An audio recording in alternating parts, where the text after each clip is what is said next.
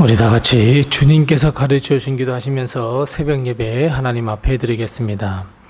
하늘에 계신 우리 아버지여, 이름이 거룩히 여김을 받으시오며 나라의 임하옵시며 뜻이 하늘에서 이룬 것 같이 땅에서도 이루어지이다. 오늘날 우리에게 일용할 양식을 주옵시고 우리가 우리에게 죄 지은 자를 사하여 준 것 같이 우리의 죄를 사하여 주옵시고 우리를 시험에 들게 하지 마옵시고 다만 악에서 구하옵소서. 대개 나라와 권세와 영광이 아버지께 영원히 있사옵나이다. 아멘. 찬송가 91장 우리 함께 같이 찬송하겠습니다. 찬송가 91장입니다. 91장 우리 함께 같이 찬송합니다. 91장입니다. 슬픈 마음 있는 사람 예수 이름 믿으면 영원토록 변함없는 기쁜 마음 얻으리. 예수의 이름은 세상의 소망이요 예수의 이름은 전국의 기쁨일세. 거룩하신 주의 이름 너의 방패 삼으라. 환난 시험 당할 때에 주께 기도드려라. 예수의 이름은 세상의 소망이요 예수의 이름은 전국의 기쁨일세. 존귀하신 주의 이름 우리 기쁨 되도다. 주의 품에 안길 때에 기뻐 찬송 부르리. 예수의 이름은 세상의 소망이요 예수의 이름은 전국의 기쁨일세. 존귀하신 주의 이름 우리 기쁨 되도다. 주의 품에 안길 때에 기뻐 찬송 부르리. 예수의 이름은 세상의 소망이요 예수의 이름은 전국의 기쁨일세.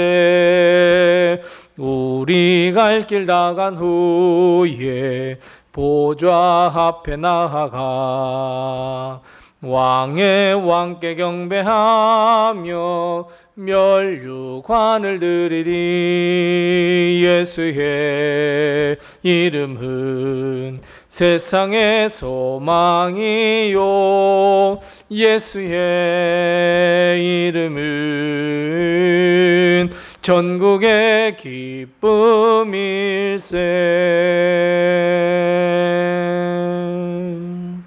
아멘. 오늘 시간 하나님께서 우리에게 주시는 말씀은 마가복음 11장 1절 말씀부터 11절 말씀입니다. 신약성경 73면에 있는 마가복음 11장 1절 말씀부터 10절 말씀을 우리 같이 한 목소리로 봉독합니다. 마가복음 11장 1절 말씀부터 10절 신약성경 73면에 있습니다. 함께 같이 봉독합니다. 그들이 예루살렘에 가까이 와서 감람산 벳바게와 베다니에 이르렀을 때에 예수께서 제자 중 둘을 보내시며 이르시되 너희는 맞은편 마을로 가라. 그리로 들어가면 곧 아직 아무도 타보지 않은 나귀 새끼가 매여 있는 것을 보리니 풀어 끌고 오라. 만일 누가 너희에게 왜 이렇게 하느냐 묻거든 주가 쓰시겠다 하라. 그리하면 즉시 이리로 보내리라 하시니 제자들이 가서 본즉 나귀 새끼가 문 앞 거리에 매여 있는지라. 그것을 보니 거기 서 있는 사람 중 어떤 이들이 이르되 나귀 새끼를 풀어 무엇 하려느냐 하매 제자들이 예수께서 이르신 대로 말한대 이에 허락하는지라. 나귀 새끼를 주 예수께로 끌고 와서 자기들의 겉옷을 그 위에 얹어 놓음에 예수께서 타시니 많은 사람들은 자기들의 겉옷을 또 다른 이들은 들에서 벤 나뭇가지를 길에 펴며 앞에서 가고 뒤에서 따르는 자들이 소리 지르되 호산나 찬송하리로다. 주의 이름으로 오시는 이여 찬송하리로다. 오는 우리 조상 다윗의 나라여 가장 높은 곳에서 호산나 하더라. 아멘. 오늘도 하나님께서 우리 교회와 성도님들의 가정에 큰 축복과 은혜로 덧입히시는 복이 늘 함께 하시기 바랍니다. 사랑하는 성도 여러분, 혹시 대책 없이 어떤 일을 벌려보신 적 있으십니까? 더더욱이 지인이 아무런 대책도 없이 어떤 일을 지시하거나 부탁을 한다면 여러분 어떻게 하시겠습니까? 밑도 끝도 없이 어떻게 해준다는 약속도 없이 그냥 그렇게 해보라고 한다면 여러분 어떻게 하시겠습니까? 오늘 예수님을 보면 바로 이런 이야기와 일맥상통합니다. 아무런 대책도 없이 제자들에게 아무도 타보지 않은 나귀 새끼가 있으니 그거 데리고 와라 이렇게 말씀하셨습니다. 여러분 주님 당시의 나귀는 여러 가지 일을 할 수 있는 가축이었습니다. 그러니까 얼마나 비싸겠습니까? 그리고 심지어 예수님이 말씀하시는 그 조건은 무엇이었습니까? 아무도 타보지 않았던 나귀였습니다. 여러분 어떻게 겉으로 보고 그 나귀가 사람이 탔는지 안 탔는지 어떻게 알겠습니까? 심지어 제자들은 가축을 볼 수 있는 안목도 없는 어부들이었습니다. 그래서 주님은 맞은편 마을로 가서 아무도 타보지 않은 나귀 새끼가 매여 있으니 끌고 오라 말씀하십니다. 돈을 얼마나 지불하라든지 그리고 어떤 대책도 아무것도 주지 않았습니다. 혹시나 나귀 주인이 왜 그것을 가져가느냐고 물으면 그저 주가 쓰시겠다 합니다 라고 말하라 이렇게 이야기합니다. 이 한마디 말만 하면 된다고 하니 여러분 정말 난감한 이야기 아닐까요? 정말 대책 없는 일 아닐까요? 그런데 여러분 제자들의 반응이 어떻습니까? 사실 제자들은요 오병이어 때도 그랬습니다. 주님이 있는 것을 가지고 오라고 말씀하셨을 때도 이 사람들을 먹일 빵을 살려면 200데나리온이나 듭니다 라고 따져 물었던 사람들이 제자들입니다. 믿음이 좋다고 주님께서 직접 가르쳐주던 이들이어서 그래서 예수님께서 십자가의 길을 걸어가야 한다라고 말씀하셨을 때 그럴 수 없다고 따져 물었던 제자들입니다. 그런데 오늘 주님의 말씀에 제자들은 어떻습니까? 맞습니다. 전혀 따져 묻지도 않습니다. 그냥 주님이 시키는 대로 순종했습니다. 맞은편 길로 보냄을 받은 두 제자가 갔습니다. 그런데 정말로 아무도 타보지 않은 것 같은 나귀 새끼 한 마리가 묶여 있었습니다. 제자들은 아무 거리낌 없이 주님이 가져오라 그랬으니 나귀를 메고 있는 밧줄을 풀었습니다. 마치 자기들의 것인 양. 역시나 사람들이 다가오더니 그렇게 묻습니다. 나귀 새끼를 풀어서 무엇을 하려고 하느냐고. 나귀를 가져가려면 돈을 내놔야 되지 않겠냐고. 나귀를 메고 있는 밧줄을 풀 때 사람들이 보고 도둑이야! 라고 외칠 수도 있었는데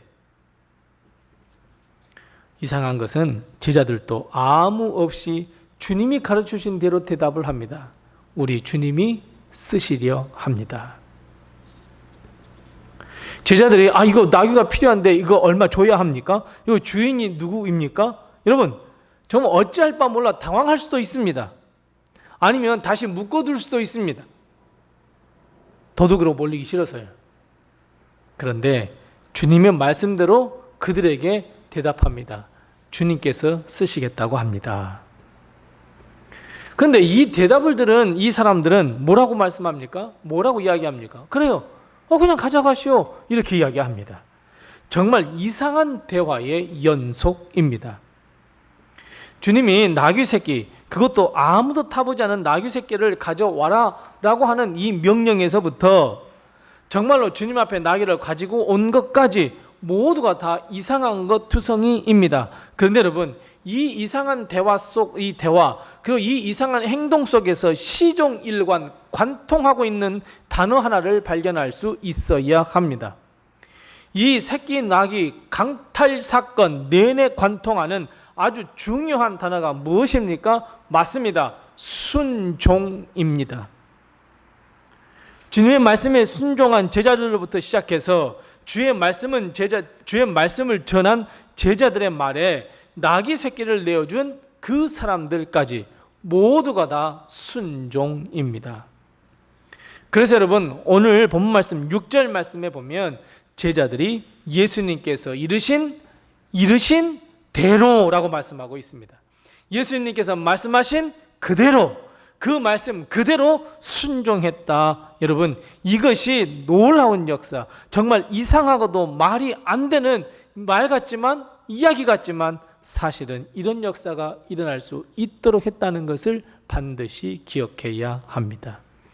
그래서 여러분, 예루살렘에 입성하신 그 주님의 역사는 바로 순종의 역사가 있었기에 가능한 일입니다. 사랑하는 성도 여러분, 우리 주님이 만왕의 왕이 되시고 우리를 위해 겸손의 왕이 될 수 있었던 것은, 이 모든 것은 다 순종의 역사입니다. 예수님은 아버지 하나님의 말씀에 순종했습니다.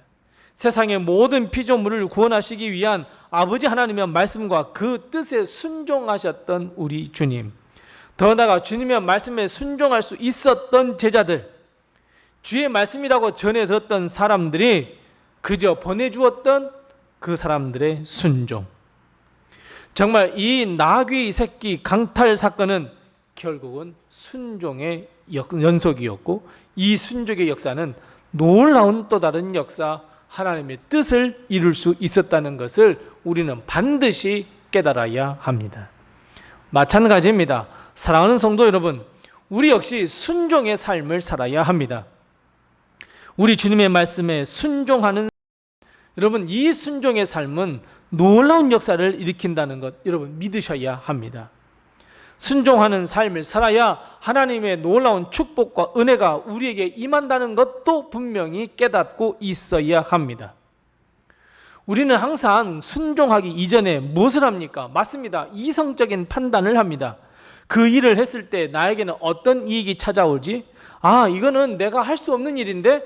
라고 셈하고 계산해 봅니다.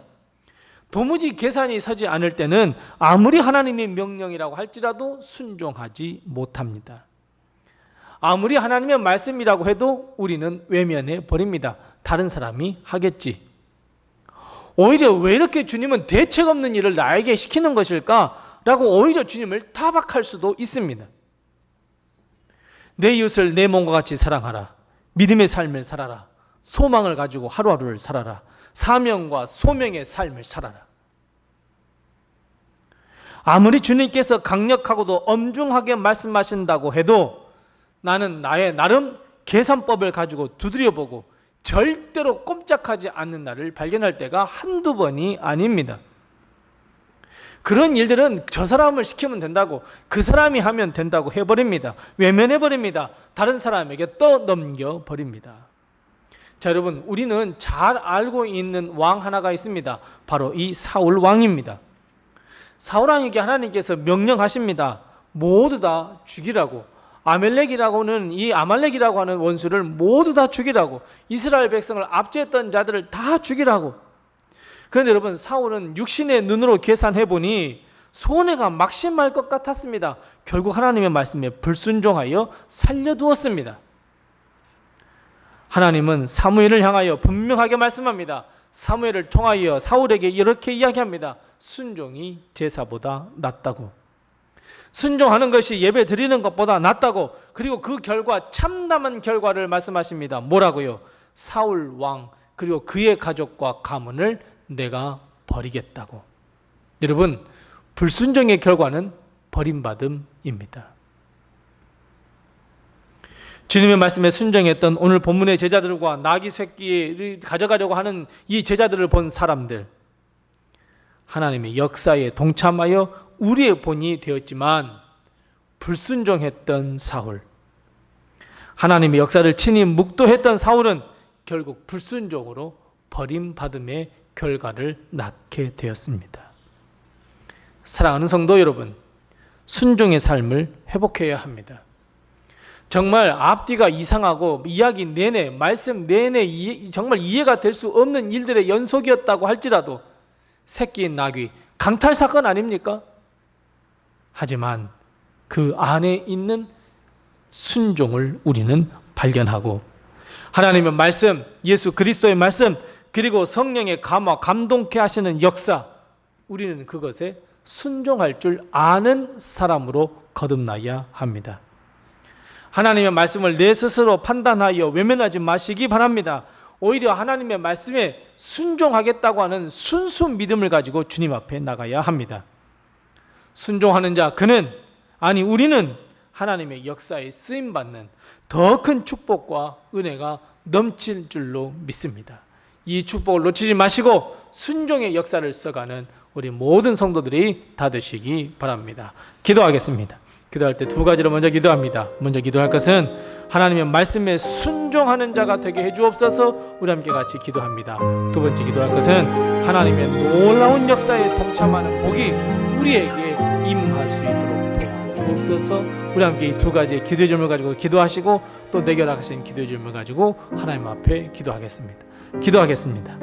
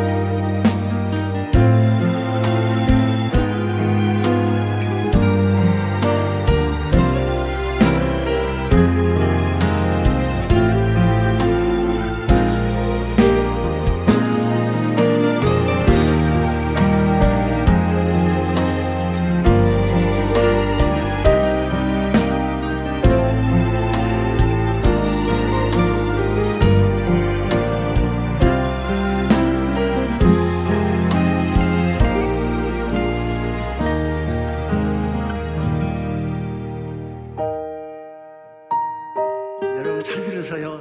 예수님이 진리예요, 길이에요, 생명이에요. 모든 것이 모든 것이에요. 알파와 오메가예요. 만유의 주예요. 만왕의 왕이에요. 진리의 왕이에요. 진리가 어디 있습니까?